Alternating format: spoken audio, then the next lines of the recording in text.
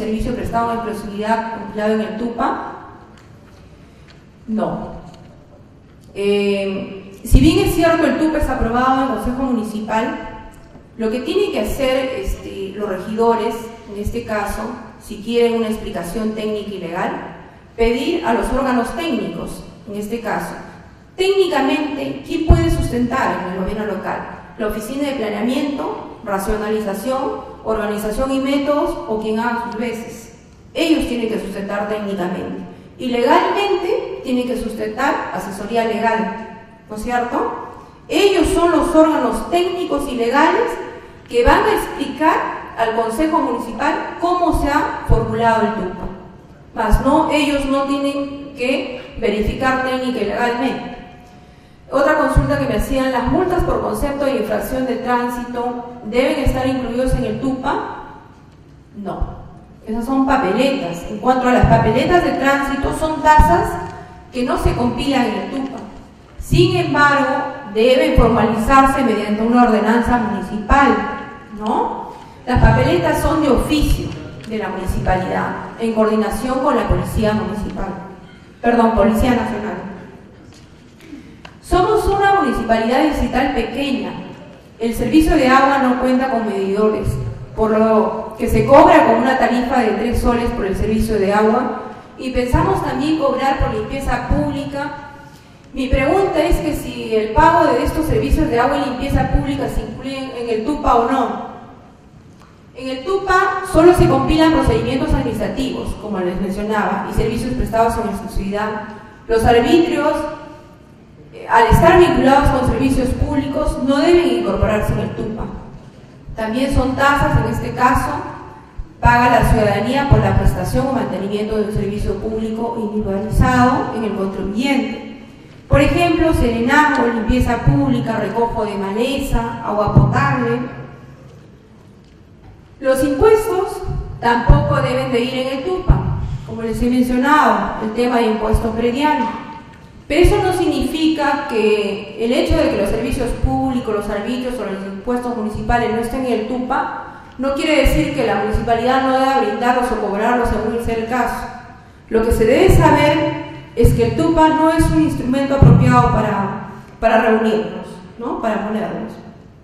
Un servicio público está referido a actividades que son asumidas por órganos o entidades públicas, en este caso por las municipalidades de acuerdo a la norma, para satisfacer en forma regular y continua cierto tipo de necesidades ciudadanas que son de interés general, bien sea en forma directa, mediante concesionarios o a través de cualquier otro medio legal. Su uso está a disposición del público, no tienen que realizar ningún trámite a cambio de contraprestación o pago. Ejemplo de ellos: limpieza de los bordes de los ríos, alcantarillado, mantenimiento de carreteras, etc. La municipalidad puede decidir no incorporar en su TUPA cierto procedimiento creado por ley o por decreto supremo, pero sin embargo, bajo responsabilidad, claro. Sin embargo, si el administrado viene a solicitarlo a la municipalidad y ese procedimiento no está compilado en su TUPA, la municipalidad tiene que otorgarle al administrado, pero lo que no puede es cobrarle. Le tiene que otorgar de manera gratuita. ¿Ya? ¿Qué debemos entender por procedimiento administrativo y servicio prestado en exclusividad? Bueno, el procedimiento administrativo es aquel que se inicia a solicitud del ciudadano o ciudadana que genera una respuesta por parte de la municipalidad. Es un derecho que tiene el administrado. Servicio prestado en exclusividad son los servicios que solo se puede brindar la municipalidad debido a que no hay terceros que los presten. Como les mencionaba, si tiene competencia este servicio, ya no es exclusivo de la municipalidad, ¿no? ¿Puedo cobrar? Esto es un caso real de un gobierno local. ¿Puedo cobrar por metros cúbicos para autorización para extracción de materiales de los árboles o cauces de los ríos? Hay una ley, la 28221,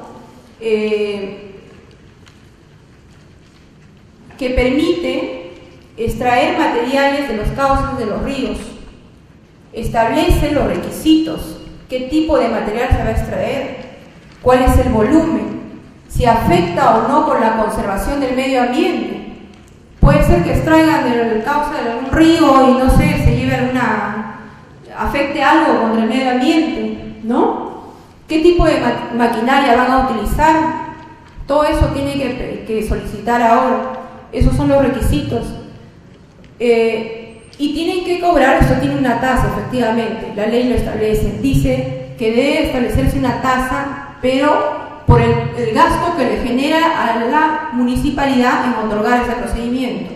Pero más no debe establecerse por metro cúbico. Así que hay que tener en cuenta esto. La tasa no es por metros cúbicos. Finalmente, quiero compartir con ustedes, esto es una matriz de priorización para definir qué procedimiento van a empezar a simplificar. Esto es el caso de un ministerio. A donde quiero llegar es que ustedes tienen que asignarles puntajes a los procedimientos que están alineados con la misión, con la visión de la institución, ¿no? También la cantidad demandada. Si tiene mayor demanda, a ese procedimiento hay que darle mayor atención. Aquellos procedimientos que tienen la mayor cantidad de quejas también, ¿no? ¿Por qué se está quejando el administrado? ¿Qué está pasando? ¿No? Y según eso le van a asignar un puntaje. En este caso, ellos han priorizado con un puntaje de 27, dictamen económico laboral. Bueno, acá es el último ejemplo que les doy. Esta es un ejemplo de la identificación de actores de un procedimiento administrativo, ¿no?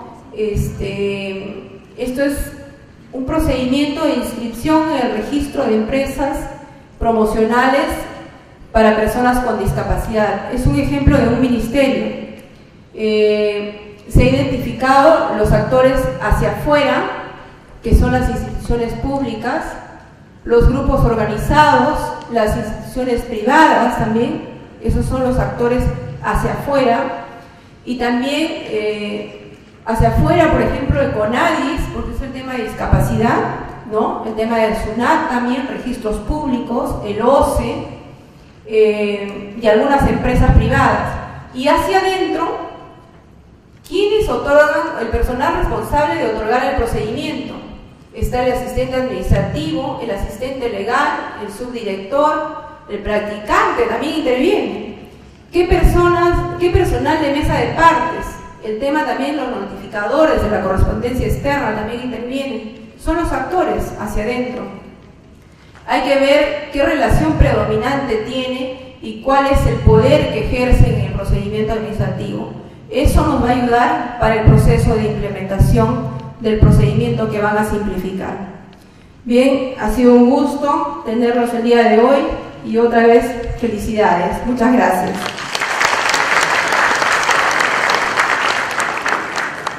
Gracias, Jessica. Las consultas ya las podrán hacer cuando salgan a almorzar. El siguiente expositor es el ingeniero Alan Santos. El tema que va a tocar hoy es la metodología de determinación de costos para procedimientos y servicios prestados en exclusividad. Ok. Alan.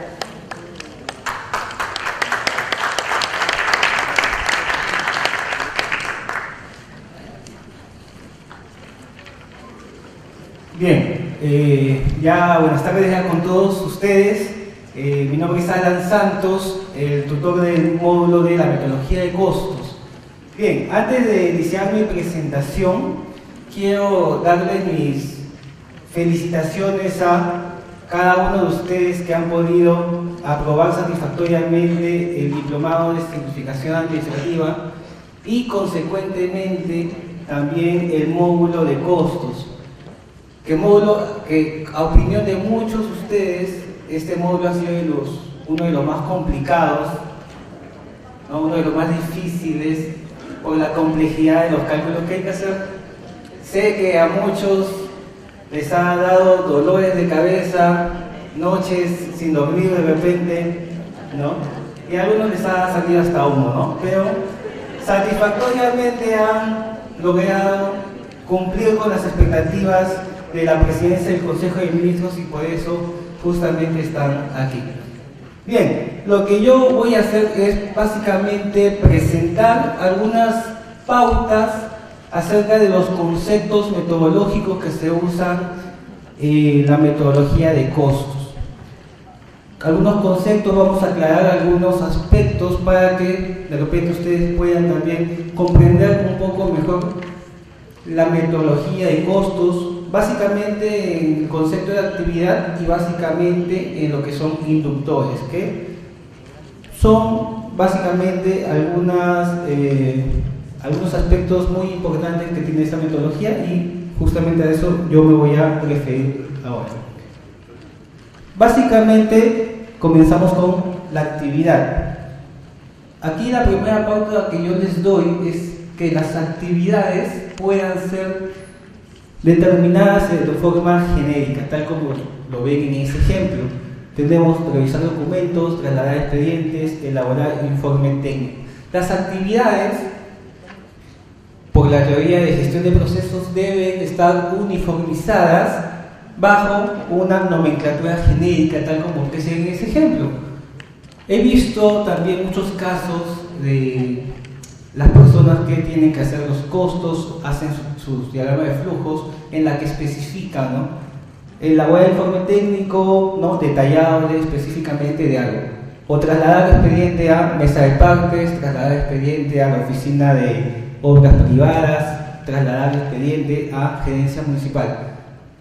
En realidad, todas esas actividades de traslado se pueden denominar bajo una misma forma: trasladar expediente. ¿Ok? Ustedes podrían tener un diccionario quizás de actividades donde especifiquen, ¿no?, a ese nivel a otras actividades o a quién van a derivar el traslado de los expedientes. Pero básicamente lo que yo les sugiero es que traten de uniformizar las actividades bajo esos aspectos o esos criterios. Algo muy importante también y que no se ha dicho o de repente no se ha informado masivamente es acerca de la tabla ASME y la utilidad que tiene para la determinación de costos. Ustedes saben que la tabla ASME específicamente, ¿no?, es un formato, una tabla que ayuda y soporta todo el proceso de simplificación administrativa, tal como lo han visto con Jessica López. Sin embargo, la tabla ASME es muy importante para mí para el cálculo de costos. Yo les pregunto, ¿qué datos contiene la tabla ASME? Tiene actividades, tiene tiempos, tiene recursos.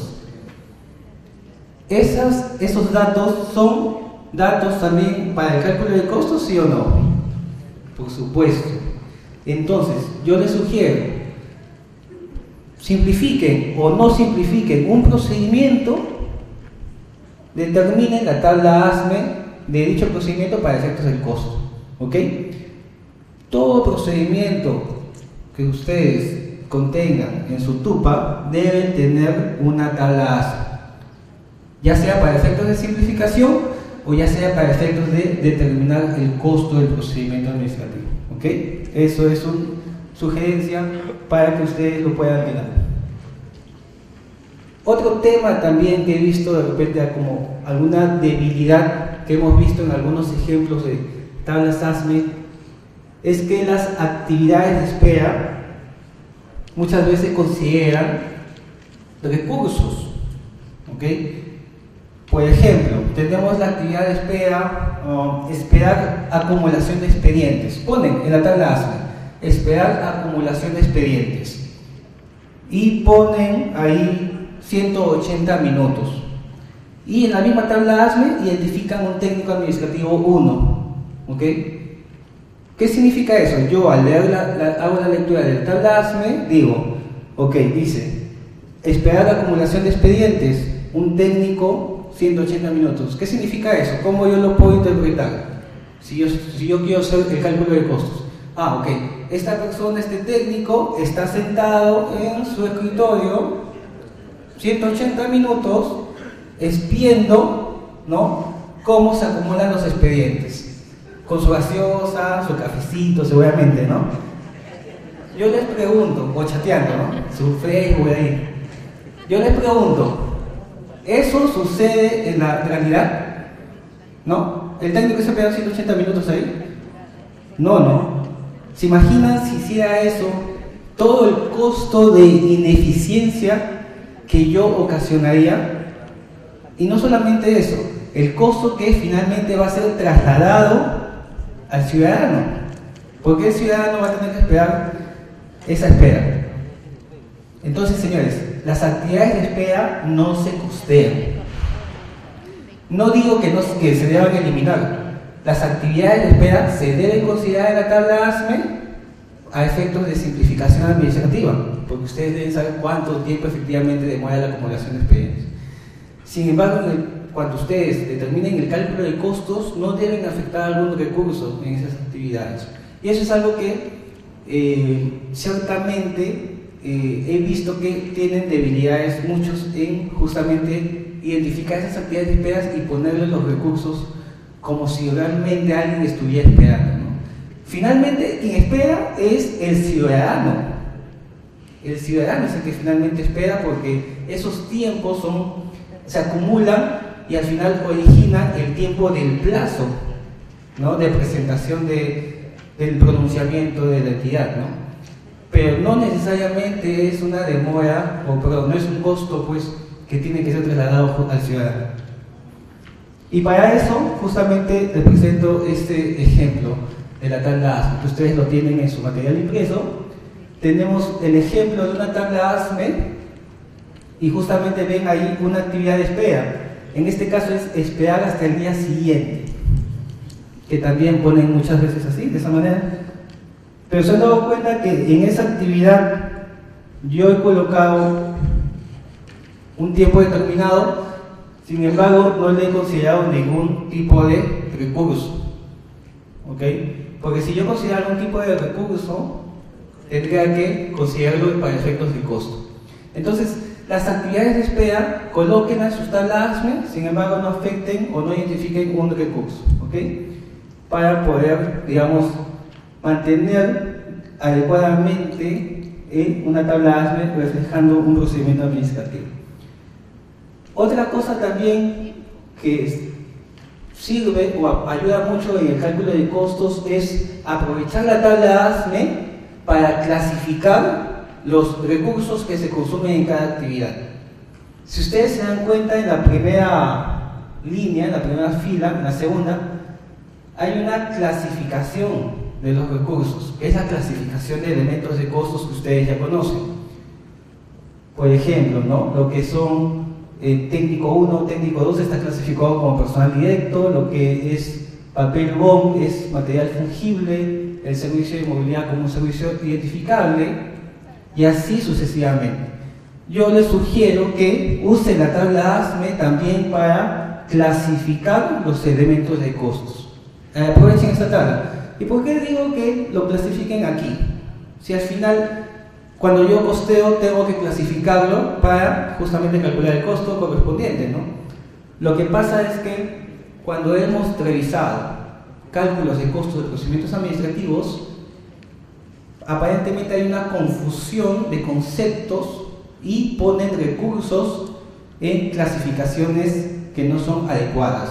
Por ejemplo, yo he visto casos en que me ponen una computadora como si fuera material no fungible. ¿Eso se puede hacer? ¿Una computadora es material no fungible? No.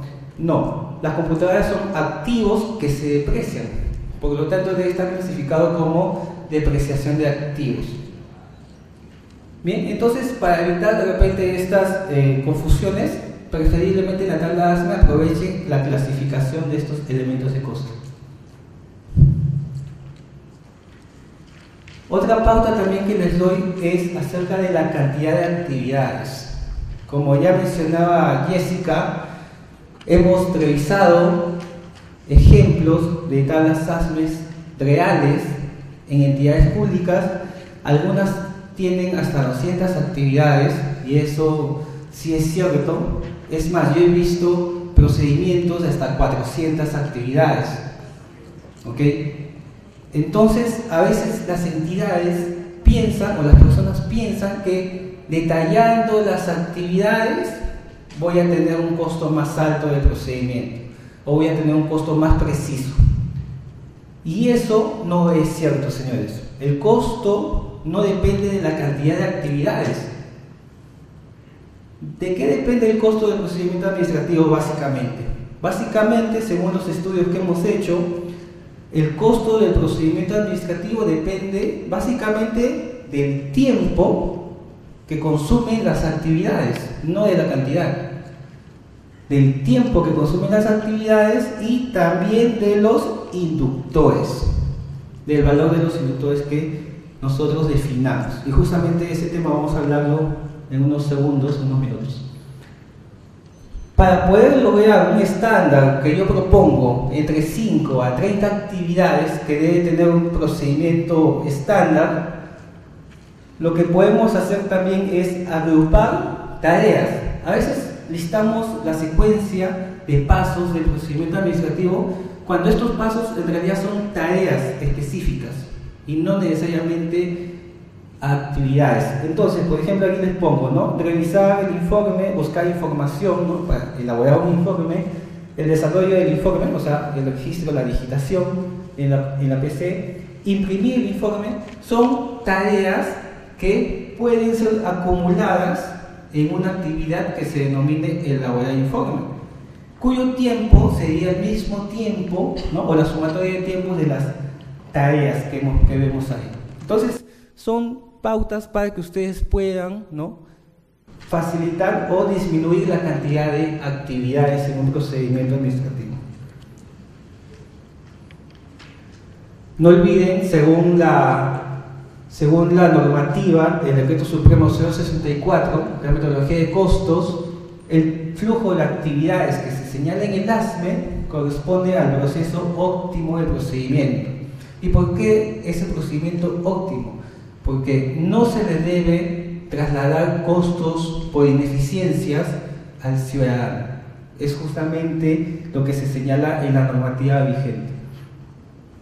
Bien, y también pueden ver que el procedimiento puede dividirse o separarse en modalidades. No dividirse, separarse en modalidades dependiendo de la complejidad de las distintas modalidades. Por ejemplo, en la licencia de funcionamiento tenemos modalidad hasta 100 metros, de 100 hasta 500 y más de 500. ¿Y por qué se puede dividir en esas modalidades? Por ejemplo, en la licencia de funcionamiento hasta 100 metros cuadrados no necesariamente implica una inspección. Por lo tanto, el costo de la inspección no debe estar incluida en esta modalidad. La inspección de una licencia entre 100 a 500 metros es diferente a la inspección de una licencia hasta más de 500 metros. ¿Por qué? Porque la inspección toma un tiempo mayor cuando los metros cuadrados son mayores. Hay una proporcionalidad. Entonces, sí se puede, ¿no?, separar en modalidades los procedimientos cuando ameriten que cada modalidad tenga una complejidad distinta. Y por lo tanto el costo también distinto. Bien, otro tema también, otra pauta es acerca de los centros de actividad. Como ustedes saben, los centros de actividad son las áreas o las unidades funcionales por las cuales pasa un procedimiento. Y justamente quiero volver a la tabla ASME para explicarles qué es lo que pasa y cuál es la debilidad que hemos encontrado. En la columna área de esta tabla ASME deberíamos representar las unidades funcionales por las cuales pasa cada actividad. Esta columna área, para efectos del costo, es nuestros centros de actividad. Área igual centros de actividad. Por algún motivo, muchas personas nos han puesto ahí, en vez de mesa de partes, subdirección de formación profesional, nos han puesto técnico 1, asistente 2, ¿no?, técnico administrativo. Ponen ahí las funciones o los puestos de las personas. Y no, señores, según la tabla ASME, el formato tiene que respetarse y esa columna de área debe ser solamente aquellas unidades por las cuales pasa el procedimiento. No confundir área con el puesto de las personas. ¿Por qué? ¿Dónde están los puestos de las personas? Están justamente en la columna de personal directo. Entonces estaríamos duplicando la información innecesariamente. ¿Ok? Bien, otra pauta que les doy acerca también del personal, justamente, el personal directo, ¿no? Muchas veces cuando levantamos información, y esto me ha pasado a mí también, ya que tanto como ustedes, yo he levantado información para calcular costos. Cuando levantamos información, por ejemplo, de la actividad de recepcionar solicitud en mesa de partes, ¿no? Vamos a la oficina y preguntamos, ¿quién hace esta actividad? Porque en la tabla ASME yo tengo que poner la función o un puesto de una persona que hace la actividad, ¿no? Recepcionar solicitud. Entonces, me dicen, hoy día, por ejemplo, hoy día hay una persona ahí que es un practicante, ahí, recepcionando. Pero en realidad no, el practicante no lo hace, en realidad es un técnico, ¿ok? Sino que hoy día está en licencia, y bueno, pusieron ahí a un chico. Y yo voy al MOF, al documento de gestión, y aparece ahí que debe hacerlo de repente un técnico administrativo 2, ¿no? Y entonces, y al final vuelvo al día siguiente y aparece un asistente haciendo esa actividad. La pregunta es, ¿qué función le pongo a esa actividad? ¿Qué persona le pongo yo a esa actividad? ¿El practicante, un CAS, un técnico, un asistente, secretaria? Entonces, para esto, la respuesta está en los instrumentos de gestión. Señores, hacer un TUPA, hacer simplificación, hacer costos, no son islas, son trabajos complementarios entre sí y tienen que estar coordinados y ser consistentes entre los diferentes instrumentos de gestión. Ustedes deben tener un MOF, un DROF o un macro, ¿no? en donde se pueda distinguir el tipo de persona o la función que hace cada actividad. Y es lo mismo que debe reflejar en su tabla ASME. ¿Okay? Siempre tienen que tener mucho cuidado con eso por un tema de control interno, tema de auditoría, todo tiene que estar consistenciado. Pero ¿qué es lo que pasa? Ya, ok, señores, vamos a basarnos en nuestro DROF, en nuestro MOF, ¿no? Y yo he ido a preguntar, por favor, denme sus instrumentos de gestión, su MOF. Sí, te lo voy a dar, pero ojo, está desactualizado hace 5 años. Nos ha pasado, de repente a ustedes también les ha pasado eso, ¿no? Y se identificaban conmigo, ¿no? Lo terrible que es ese momento, ¿no? Parece de película, ¿no? Pero más de película cuando te dicen, ¿sabes qué? No tenemos macro. Así de simple. No lo tenemos. No lo tenemos y punto. Entonces empezamos ahí a temblar un poco, ¿no? Pero, señores, lo que pasa es que los instrumentos de gestión tienen que ir de la mano y actualizarse en cadena. Los instrumentos de gestión no son estáticos, y ese es de repente un pensamiento antiguo que se tiene pues, de los instrumentos de gestión. No son estáticos, son dinámicos. Deberían, es más, a mi entender o a mi parecer, los instrumentos de gestión deben estar automatizados en un sistema inclusive, porque día a día, ¿no? Las funciones, los procesos cambian, ¿no? Y entonces tienen que amoldarse a la coyuntura o a la realidad de la entidad.